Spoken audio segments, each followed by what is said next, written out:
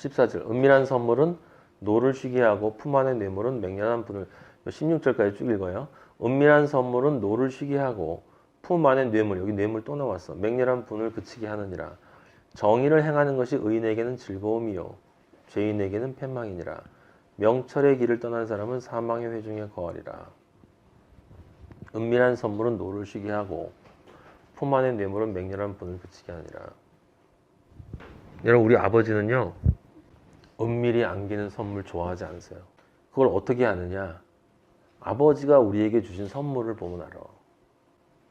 아버지가 우리에게 주신 세상을 향한 화목제물은 우리를 향한 아버지의 선물인 예수 그리스도의 십자가는 아버지가 은밀히 주지 않았어요. 온 세상에 볼 수 있도록 주셨어.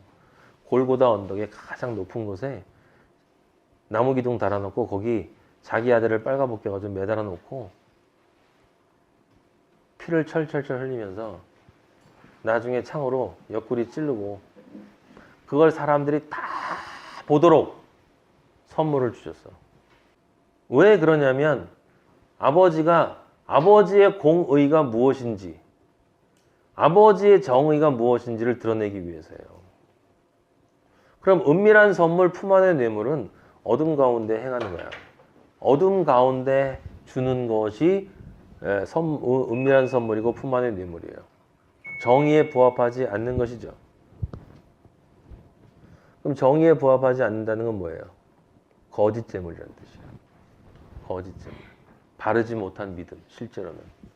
아버지 앞에 드리는 바르지 못한 믿음. 하나님의 성전에 나를 더럽히고 은밀한 다른 어떤 것으로 무마하려 하는 거죠. 그럼 하나님의 성전을 더럽히고 은밀한 다른 어떤 것으로 무마하려 한다는 건 무슨 뜻이냐면 뇌물을 준다는 건 내가 생각할 때 저 사람이 좋아할 거라고 생각하는 것이기 때문에 결국은 뭐냐면 세상적인 화려함이란 말이에요. 세상적인 좋은 것들. 세상적인 헌금 많이 하고 그 다음에 정성 많이 들이고 열성 많이 들이고 이런 것들이 다 하나님에게는 은밀한 뇌물이란 말이에요. 어둠의 선물이라는 어둠의 선물. 세상 것들, 세상 보물들. 아버지 그거 안 받으신다는 거예요. 절대로. 왜? 그거 안 받아. 우리 아버지는 은밀한 걸 안 받으신다는 말이에요. 아버지는 우리에게 뭘 얘기하시냐면 내가 원하는 거 내놔. 내가 원하는 선물. 네 안에 내가 준 바로 그 골고다 십자가 있어. 그 십자가를 내놔. 십자가를. 나는 그 선물 이외에 안 받아. 그것과 비교할 수 있는 선물은 이 온 우주에 없어.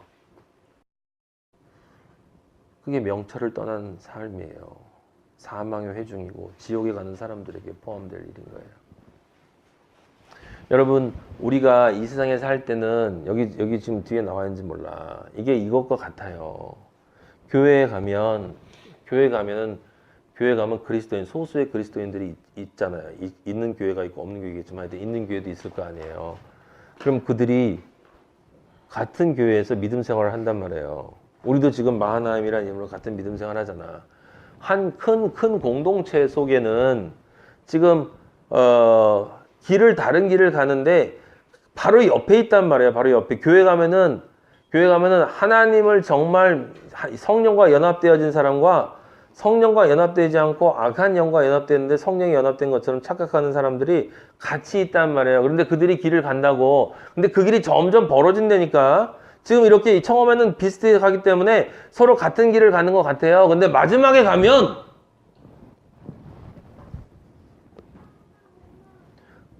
그 사이가 상상할 수 없이 넓은 곳이었다는 것을 알게 돼요.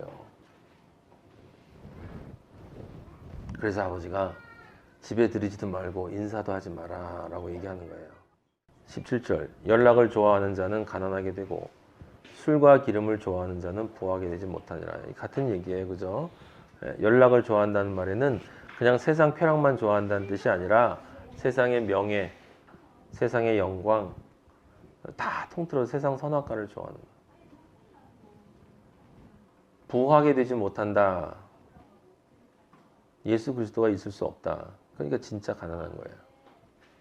자, 18절 악인은 의인의 속전이 되고 지금 다 같은 이야기죠. 악인은 의인의 속전이 되고 사악한 자는 정직한 자의 대신이 되는. 이 말이 어려워요. 악인은 의인의 속전. 이게 비슷한 말이 앞에 한번 나왔었는데 여러분 이 말을 이렇게 그대로 보면 세상의 악인이 의인의 속전이 된다는 것은 그들이 희생해서 우리가 산다는 뜻이야. 그런 말이 돼? 그게 절대로 있을 수가 없는 일이에요. 예? 악인의 죽음은, 악인의 희생, 악인이 끊겨서 지옥 가는 게 우리한테 어떻게 속전이 돼? 우리가 어떻게 그걸 통해서 구원돼? 그건 있을 수 없는 일이에요. 근데 아버지가 지금 그런 식으로 얘기를 하셨잖아. 악인은 의의 속전이 되고 사악한 자는 정직한 자의 대신이 된다. 그래서 이걸 다르게 해석하는 방식이 뭐냐면, 이 번역도 다른 곳에 현대 새 번역 보면 이렇게 해놨어요. 악인이 의로운 사람을 해치려고 하다가 오히려 자기가 뒤진다.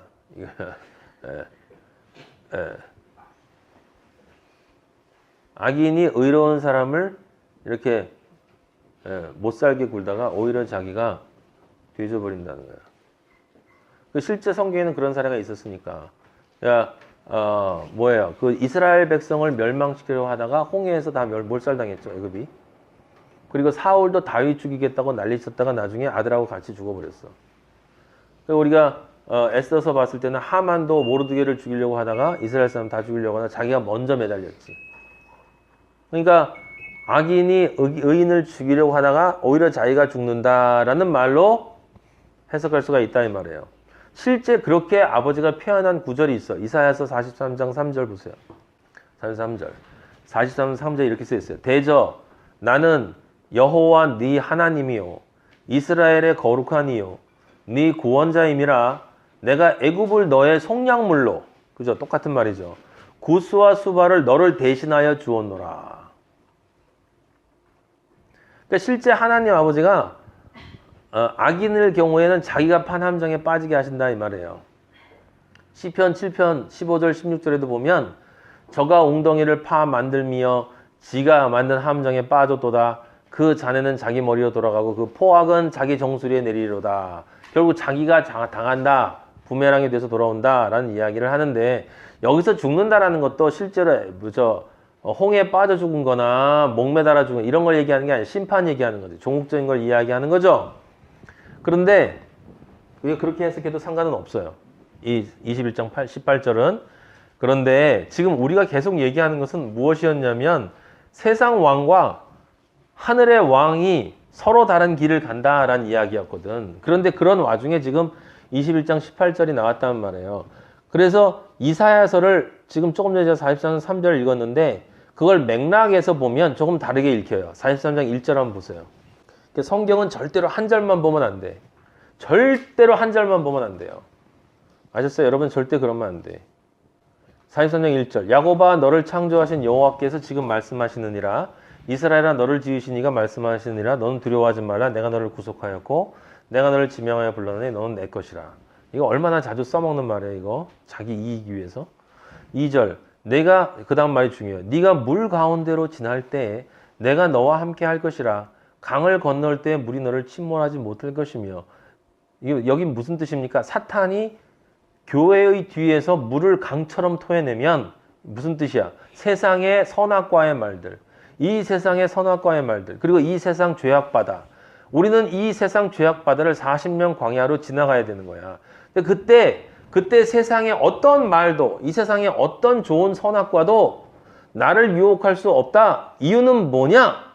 43년 3절에 바로 있잖아. 대저 나는 여호와 네 하나님이요 이스라엘의 거룩한 이요 네 구원자임이라. 내가 애굽을 너희. 그 다음에 그 구절에 나오거든. 그 다음에 43절 2절의 뒷부분을 한번 봐봐요. 거기 보면 네가 불 가운데로 지날 때에도, 사드락 메삭 아벳느고가 풀무불에 던져졌잖아. 불 가운데로 지날 때에 타지도 아니할 것이요 불꽃이 너를 사르지도 못하리니 대저 나는 여호와 네 하나님 이스라엘 거룩하니 네 구원자임이라. 여기 구원자란 뒤에 불이라는 건 뭐예요? 심판. 그러니까 물 가운데 지나는 것은 이 세상 이야기고 불 가운데 지나는 것은 나중에 이 세상 끝나고 심판 받을 때에 라는 이야기예요. 어찌됐건 너는 내 것이기 때문에. 네가 나를 원했고 그래서 내가 너를 내 것으로 만들었고 네 하나님이 됐고 너의 거룩한 이가 돼서 너의 구원자가 됐기 때문에 이제 너는 물속에 빠지지도 않고 심판 때의 그 심판의 대상이 되지도 않아. 그러면 누가 물에 빠지고 누가 심판의 대상이 되겠니? 그게 43장 3절 뒤에 나와. 애굽을 너의 속량물로 구스와 수바를 널 대신하여 주었노라 라고 하는 이 말은 네가 아니라 쟤네들이 들어간다는 거예요.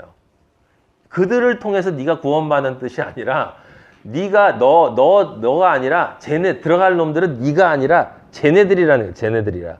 43장 4절에도 보면 그런 말이 나왔어요. 네가 내 눈에 보배롭고 존귀하며 내가 너를 사랑하였은즉 내가 너 대신 사람들을 내어주며 백성들이 네 생명을 대신할 것이다. 그래서 43장 5절에 두려워하지 마라. 뭐 두려워하지 말라는 거야? 너 인생 살다가 힘들 때 두려워하지 말라는 말이 아니잖아. 이 세상에 있는 선악과가 결국은 너를 유혹해서 너를 심판으로 떨어뜨리지 않을 테니까 걱정하지 마. 너는 내가 반드시 구원한다. 너와 함께 네 자손을, 그러니까 그 다음에 볼 말씀 보면 내가 너와 함께하여 네 자손을 동쪽에서부터 오게 한다는 얘기는 죄악의 세상으로부터 오게 한다는 뜻이에요. 서쪽에서부터도 모은다는 거야. 이쪽에서도 종교 쪽에서도 모으고 종교를 모르는 쪽에서도 모아서 모을 것이다. 내가 북쪽에게 이르기를 내놓으라. 남쪽에게 이르기를 가두어 두지 말라. 북쪽은 심판의 자리인 거야. 남쪽은 몰라요. 내 아들들을 먼 곳에서 이끌며 내 딸들을 땅 끝에 오게. 여기 내 아들들을 먼 곳에서 이끌며 딸들. 이건 무슨 뜻이냐면 너를 통해서 그리스도인들을 네가 낳는 일이 발생할 것이다. 뭡니까?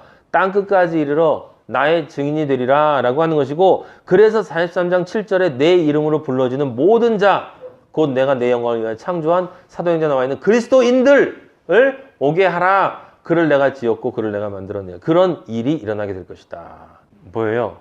내가 너를 나의 아들로 만들고 네가 진리를 증언하는 것을 통해서 아들들이 다 오게 될 것이다. 하나님의 나라가 완성될 거다. 지금 그 엄청난 일을 얘기하는 거예요. 이게 살다가 고생하고 있다고, 아버지 나 사업 망했는데 넌 내 것이야. 내가 너 도와줄게. 그런 얘기하는 게 아니잖아. 이게 뭐 그렇게 해서 위로를 받아도 괜찮아. 심리학적으로 플레이시보 효과라고 그래서 그냥 자기가 좋다고 생각하면 다 좋게 되는 거예요. 하지만 아버지는 그런 것을 이야기하는 게 아니에요. 자, 그럼 여기서 끝난 것 같죠? 아니에요. 그런데 자, 여러분 잘 들으셔야 돼요. 지금 이게 어려운 거라. 너 대신 사람들을 내어주면 백성들이 네 생명을 대신한다는 말은 죽는 건 네가 아니라 저 사람들이다 라는 말인데, 그러면 마지막에 한 가지 질문이 더 남아요. 무슨 질문이 나냐면, 분명히 그 사실은 맞는데 지금 이사야서 43장 읽어보면, 근데 왜 아버지가 굳이 그런 표현을 사용하셨냐 이 말이에요. 왜 저들이 너를 대신해서 죽는다라는 표현, 그 표현을 굳이 사용하셨을까라고 하는 거야. 그냥 네가 아니라 저들이 죽는다. 네가 심판받는 게 아니라 저들이 심판받으면 된다고 그랬는데 왜 아버지가 저들이 너를 대신해서 죽고 저들이 너를 대신해서 물에 빠진다라는 얘기를 하셨냐 이 말이에요. 이게 굉장히 어려웠어요. 근데 오늘 오전에 아버지가 로마서 3장 23절을 깨닫게 해주셨는데 거기 이렇게 써 있더라고요. 모든 사람이 죄를 범하였음에 하나님의 영광에 이르지 못하더니, 여기 누구도 포함된 거예요? 우리도 포함된 거야. 모든 사람이 죄를 범하였음에 하나님의 영광에 이르지 못하더니 24절 그리스도 예수 안에 있는 속량으로 말미암아. 여기 속량이라는 단어가 똑같이 나오지. 그리스도 예수 안에 있는 속량으로 말미암아 하나님의 은혜로 값없이 의롭다 하심을 얻은 자 되었느니라. 이 예수를 하나님이 그의 피로써 믿음으로 말미암는 화목제물로 세우셨으니 이는 하나님께서 길이 참으시는 중에 전에 지은 죄를 우리의 죄를 간과하심으로 자기의 의로우심을 나타내려 하십니다. 무슨 얘기예요? 우리가 알고 있는 그냥 단순한 복음이야. 여기 있는 말은 간단해요. 우리를 대신해서 그리스도가 죽었어. 그리스도가 저주받은 죄인이 되어서 죽었어요. 형벌을 받았고 지옥에 갔어. 자, 이 중요한 건 뭐냐면 모든 사람을 위해서 그리스도가 죽었는데, 대신 죽었는데 믿지 않는 사람들에게는 그리스도의 죽음이 무익해. 그래서 그리스도의 죽음이 대신 죽은 것이 아니야. 그리스도인들에게만, 우리에게는 믿음이 있기 때문에 우리에게만 예수 그리스도가 대신 죽은 거야. 그러면 예수 그리스도가 대신 죽었다는 이야기는 뭐냐? 여기 지금 애굽이 그리고 구스와 수바가 대신 죽게 했다라는 말은 애굽 사람들과 구스와 수바를 대신 죽게 했다는 게 아니라 예수 그리스도가 애굽으로 상징되는 구스와 수바, 이거 아프리카잖아요. 애굽과 아프리카. 이 세상, 죄악된 세상을 대신해서 예수 그리스도가 죄악된 세상을 대표해서 저주받은 죄인으로 애굽과 구스와 수바가 돼서 죽었거든. 우리가 돼서 죽었단 말이야. 이 세상에 모든 죄인이 돼서 예수 그리스도가 저주를 받고 죽었단 말이에요. 죽었단 말이에요. 그런데 그걸 믿는 사람들에게만 그리스도가 부활한단 말이야. 믿는 사람들에게만 그리스도가 부활한다고. 그럼 실제로는 우리를 위해서 누가 대신 죽은 거예요? 예수 그리스도가 죽은 거예요. 그래서 애굽과 구스와 수바가 죽었다는 이야기는 그냥 그 사람들이 우리를 대신해서 희생했다는 이야기가 아니라 그들은 세상을 상징하는데 그 세상을 상징하는 예수 그리스도가 저주받은 놋뱀이 되어서 십자가에 달림으로써 그가 죽음으로써 그를 내가 네 대신 죽게 함으로써 네가 살았다. 근데 그것은 오직 네가 그것을 믿음으로 말미암아 되어진 것이다 라는 이야기를 하는 거예요, 여러분. 그래서 그거를 마치 그들이 우리를 희생해서 죽은 것처럼 아니라니까. 그들은 세상을 상징하고 우리를 포함한 세상을 구스와 시바와 애굽이 우리를 포함한 이 세상을 상징하는 거예요. 그를 대표하는 예수 그리스도가 죽은 거야. 근데 모두를 위해서 죽었지만 믿는 자를 위해서만 예수 그리스도는 부활하는 거예요. 그래서 믿는 자들을 위해서만 예수 그리스도가 속량하는 거야. 나머지는 그냥 죽어. 근데 죽었는데 예수 그리스도가 죽은 거잖아.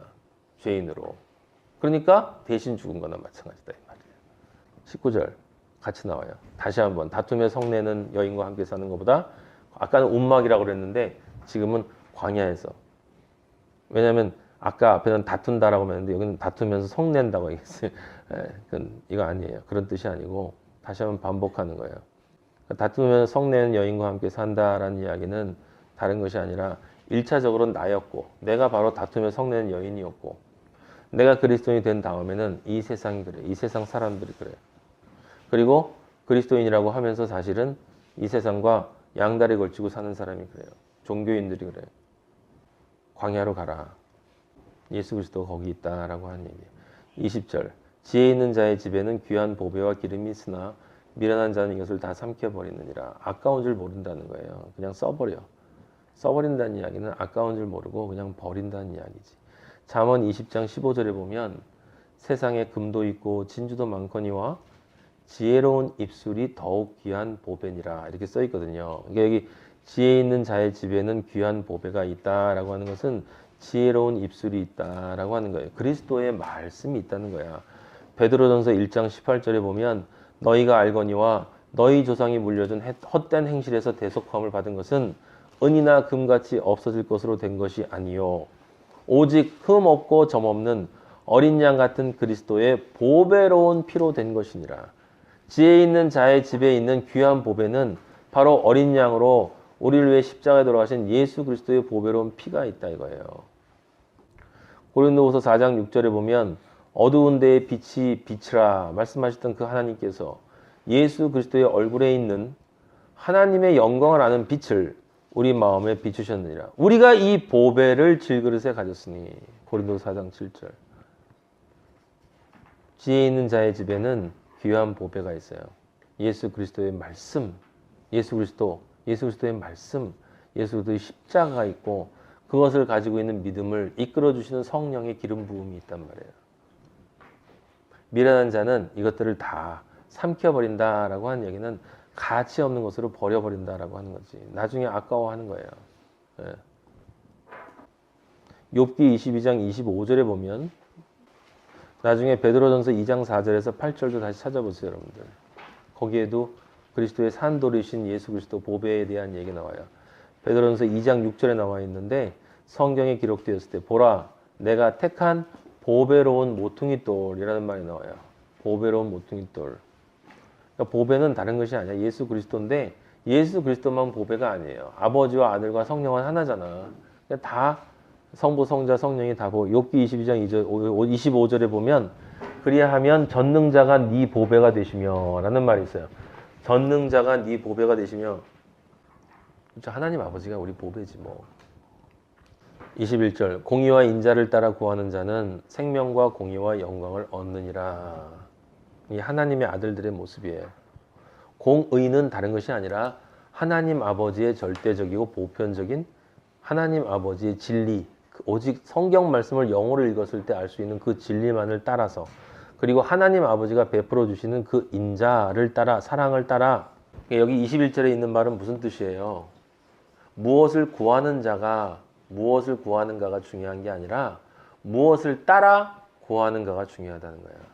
무엇을 따라 구하는가가 중요하다. 무엇을 구하는가가 중요하다. 하나님 아버지 구해요. 천국 가고 싶어요. 하나님 아들이 되고 싶어요. 무엇을 구하는가가 중요하지 않다니까. 그걸 진짜 구한다라는 것은 무엇을 따라 구해야 되는지를 알아야 되는 거예요. 무엇을 따라. 공의와 인자를 따라서 구해야 되는 거야. 그래야만 생명과 공의와 영광을 얻는 것입니다. 우리는 예수 그리스도의 십자가를 따라서만 구해요. 그 안에 공의가 있고 예수 그리스도 하나님 아버지의 사랑이 있기 때문에. 그렇게 지혜로운 자는 용사의 성에 올라가서 그 성이 의지하는 방벽을 허느니라. 이 지혜자가 용사의 성의 방벽을 갑자기 허문다는 말이 왜 나와요? 창세기 6장 4절에 보면 당시의 땅에는 네피림이 있었고 그 후에도 하나님의 아들들이 사람의 딸들에게로 들어와 자식을 낳았으니 그들은 용사라. 고대의 명성이 있는 사람들이었더라. 이게 무슨 말입니까? 여기 용사라는 건 네피림이 있었는데 그 후에도 하나님의 아들들이 사람의 딸들에게로 들어와 자식을 낳았다.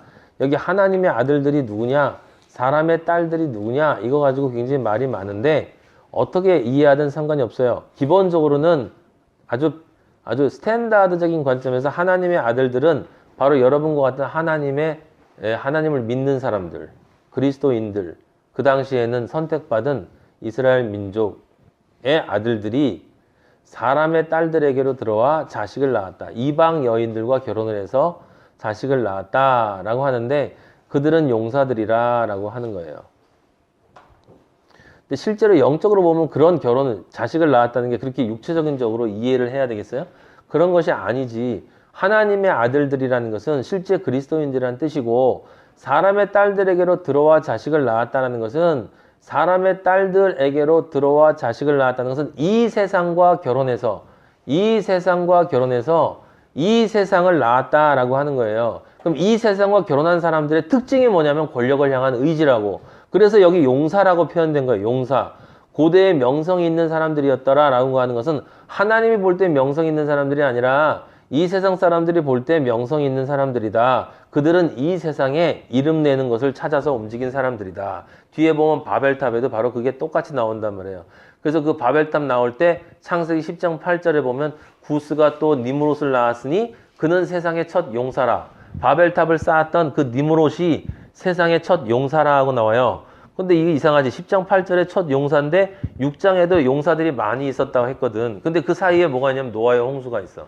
그러니까 그 위에 있는 권력 의지를 향한 놈들은 다 싹 다 심판받아 죽고 그 다음에 새롭게 또다시 시작되는 거야. 또다시. 인간은 변할 수가 없으니까.